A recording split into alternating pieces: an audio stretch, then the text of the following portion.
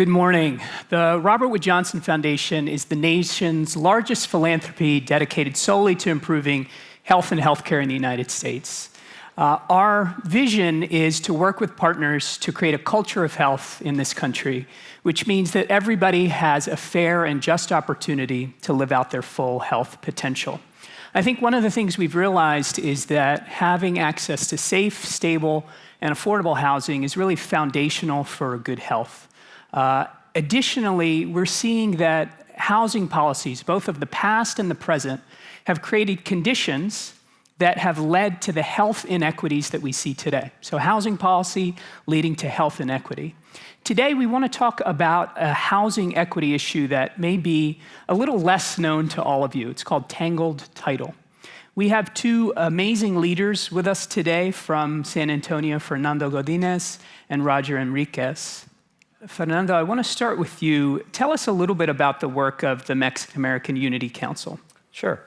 The Mexican-American Unity Council, or MAC, is a tax-exempt community development corporation. We were established in 1967, and we are located in the heart of the west side of San Antonio.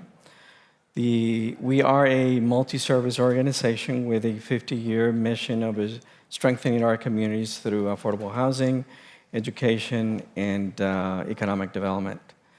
The west side of San Antonio is our space and is primarily of Latino descent. 70% of our population live in poverty. Our median income is about $26,000, and our graduation rate is about 50%. So in what we do, we concentrate on the housing, anything related to housing. So we help our families through a process to identify their needs and their goals.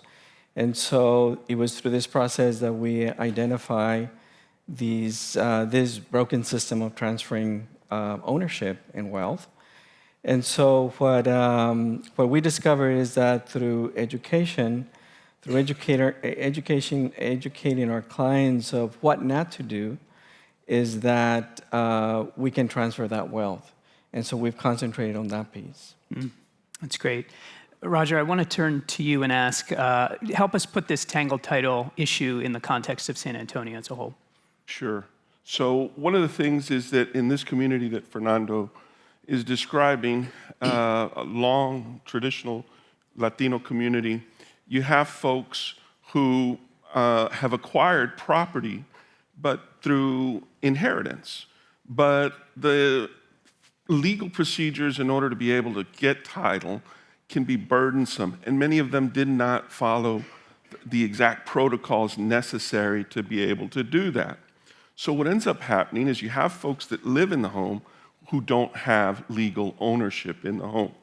Our team, which is about made up of UTSA students and attorneys, have identified that in one zip code alone, 78207, which is where MAC is, there's over 2,000 homes in need of these services.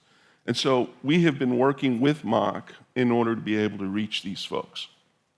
And tell me, what did you and your team have to do to help Mr. Gomez's family? So as we know, his mom died without a will, and the processes in order to be able to have title pass require some additional steps.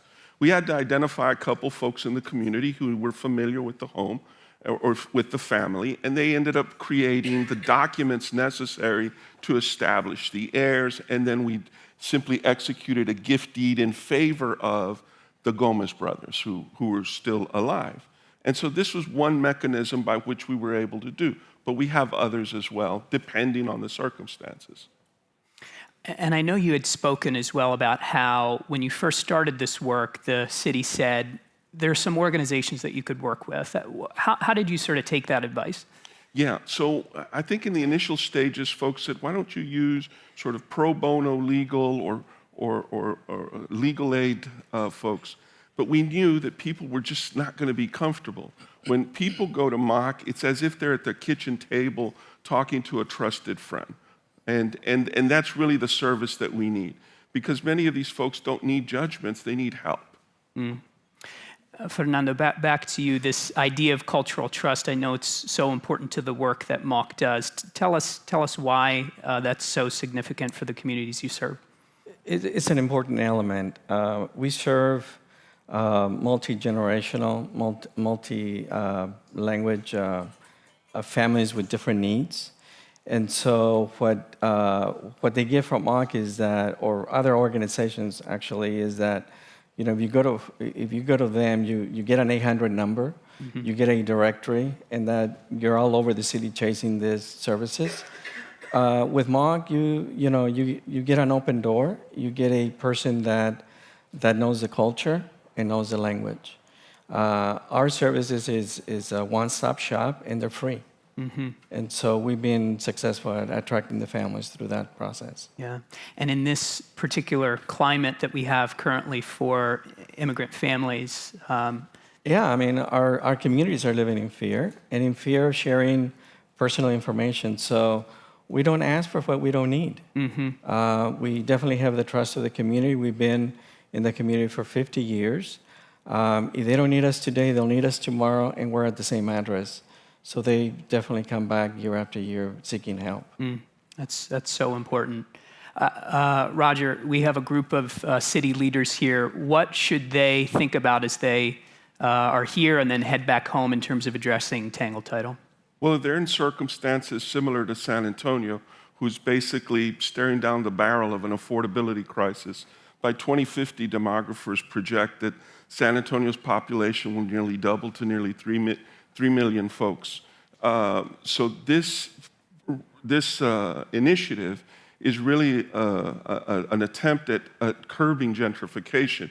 If we can keep original residents in their home, that would be an important step. And so one of the things that they can do is, we know that there are certain communities that are more at risk.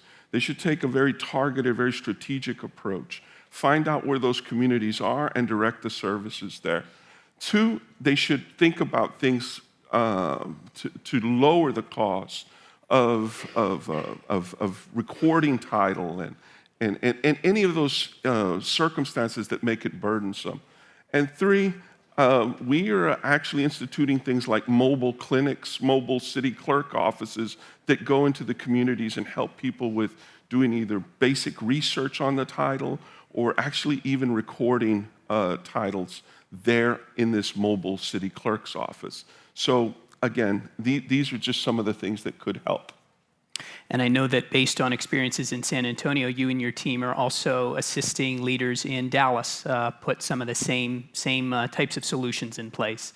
That's exactly right. They took a very place-based approach in Dallas. Just recently, they allocated $500,000, and they had a very strategic approach, and we think that's an approach that makes a lot of sense. Yeah. Fernando, tell us what happened with Mr. Gomez's family. So Mr. Gomez was able to clear title for his mother's and brother's house, and now rents one of the homes to a family in Section 8. Between UTSA and MALC and our partners in the community, we've cleared title to over 100 properties, which equates to about $6 million in asset preservation. And we were actually being able to also bring in the families through our programming.